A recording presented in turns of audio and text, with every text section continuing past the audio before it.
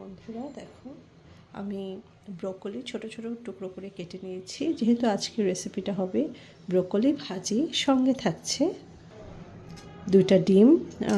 ছোট ছোট দুইটা ব্রোকলির জন্য দুইটা ডিম নিয়েছি। ডিমটা একটু বেশি দিলে টেস্টটা বেশি ভালো আসে। নিয়েছি পেঁয়াজ কুচি আর কাঁচামরিচ। চলো রান্না শুরু করে দিই। ঠিক এভাবে ব্রোকলি ভাজি করলে এটা টেস্ট কিন্তু অনেক ভালো আসে। প্রথমে কড়াইয়ে অল্প করে সয়াবিন তেল দিলাম, সরিষার তেল দিলাম,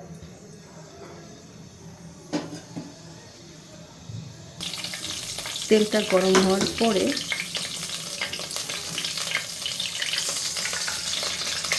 ডিম দুটো দিয়ে দিচ্ছি।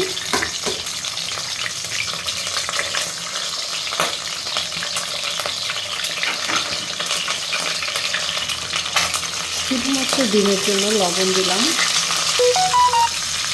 অল্প করে হলুদের গুঁড়া দিলাম। ব্যাস,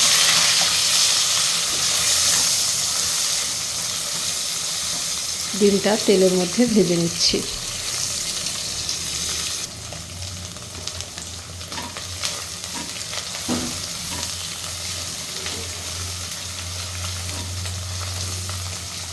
লাল লাল করে ভেজে দিতে হবে।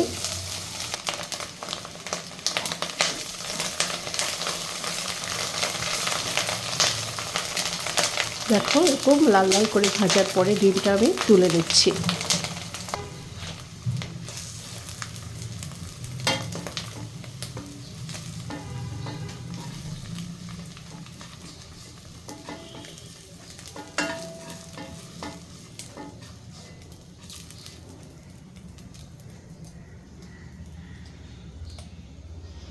ব্যাস, এবার এটা একপাশে রেখে ভাজিটা করে নিতে হবে।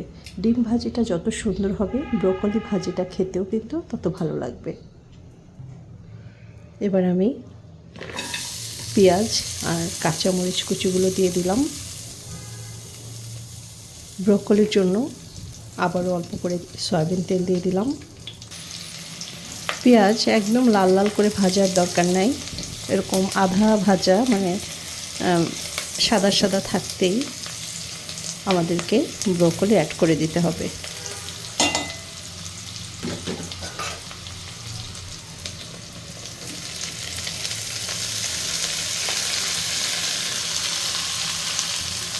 এর মধ্যে অ্যাড করছি পরিমাণ মতো লবণ, একটু হলুদের গুঁড়া। তোমরা চাইলে হলুদের গুঁড়াটা স্কিপ করতে পারো। ব্যাস, এবার মিলিয়ে দিচ্ছি সব কিছু।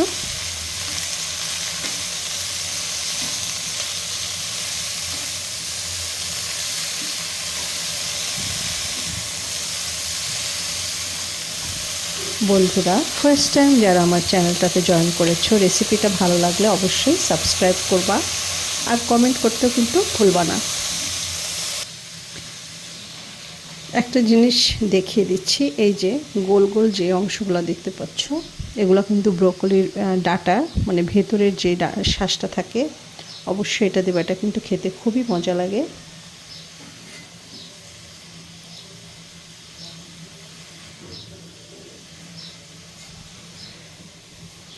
ব্রোকলি যেহেতু সালাদ হিসেবেও খাওয়া যায়, বেশি মানে কুক হওয়ার অত দরকার নাই। সো এবার আমি ঢাকা দিয়ে 5 মিনিট রেখে দিব।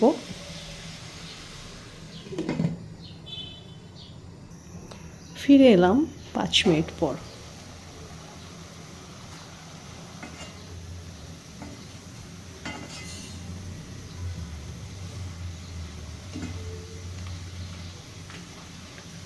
দেখো, ব্রোকলি গায়ের থেকে একটু পানিও বের হয়েছে। তো এই অবস্থাতে আমি ঢেকে আরও প্রায় 3 মিনিট রান্না করছি। দেখো, 3 মিনিট পর চলে আসছি।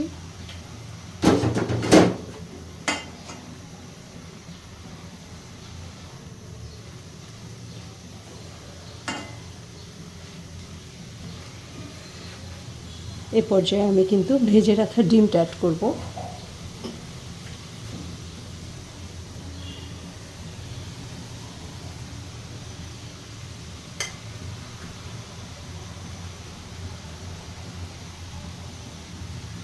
বুঝতেই পারছো এটা খেতে কতটা মজা হবে।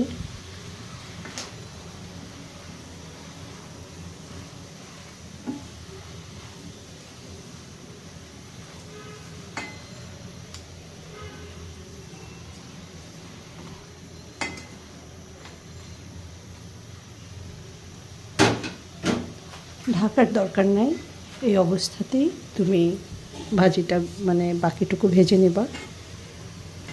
খেয়াল রাখবা যাতে নিচে লেগে না যায়।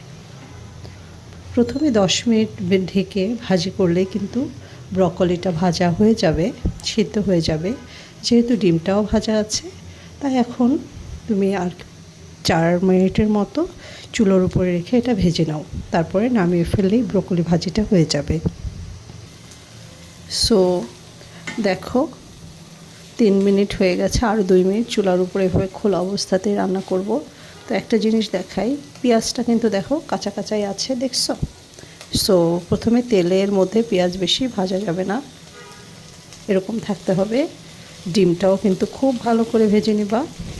আর প্রথমে 10 মিনিট ঢাকনা দিয়ে ঢেকে ভাজিটা করবা, পরে 5 মিনিট এভাবে খোলা অবস্থাতে ভেজে নিলে হয়ে যাবে মজার ব্রকলি ভাজি। আর এখন যেহেতু ব্রকলির সিজন, খুব কম দামে পাওয়া যায়। একবার হলেও রেসিপিটা আমার মতো করে ট্রাই করে আমাকে একটু কমেন্ট করবা কেমন লেগেছিল খেতে। সো আজকে বিদায় নিচ্ছি, আমি তোমাদেরকে পরে পরিবেশন করেই দেখাচ্ছি কেমন হয়েছে। এই হচ্ছে ফাইনাল লুক।